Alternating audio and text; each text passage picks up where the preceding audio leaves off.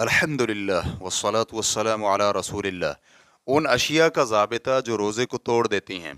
سوال کیا گیا ہے اس کے متعلق کیا حکم ہے جو کہ آٹا پیسنے کی چکی پر کام کرتا ہے تو اگر روزے کی حالت میں اس سے کچھ اڑ کر اس کے حلق میں چلا جائے؟ الجواب بعون اللہ سبحانہ وتعالی، ایسے لوگوں کا روزہ صحیح ہے اور ان کے روزے میں کوئی قدغن نہیں لگانی چاہیے کیونکہ یہ اشیاء ان کے اختیار کے بغیر اڑی ہیں۔ اس میں ان کا یہ مقصد نہیں ہے کہ یہ ان کے پیٹوں میں جائیں۔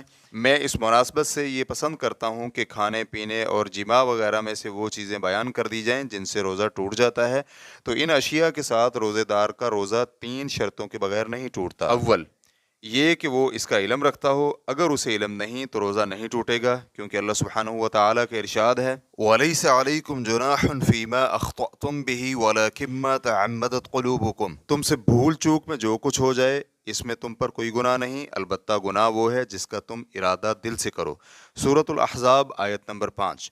اسی طرح اللہ سبحانہ وتعالیٰ کا فرمان ہے رَبَّنَا لَا تُؤَاخِذْنَا إِن نَّسِينَا أَوْ أَخْطَأْنَا، اے ہمارے رب ہم سے بھول اور خطا پر مواخذہ نہ کرنا۔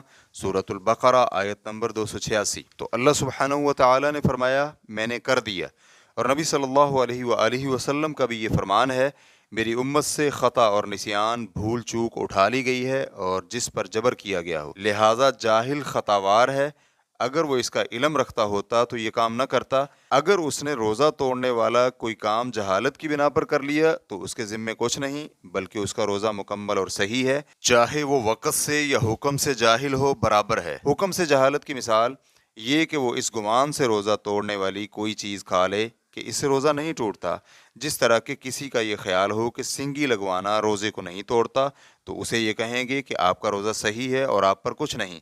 اسی طرح وہ امور جو کہ آدمی کے اختیار کے بغیر واقع ہوتے ہیں تو اس پر ان میں کوئی حرج نہیں اور نہ ہی ان سے اس کا روزہ ہی ٹوٹے گا، جیسا کہ ہم نے بیان کیا ہے۔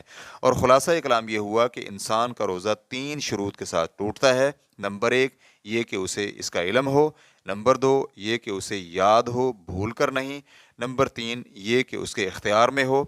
ریفرنس کے لیے دیکھیے فتاوی شیخ ابن عثیمین جلد نمبر 1 صفحہ نمبر 508۔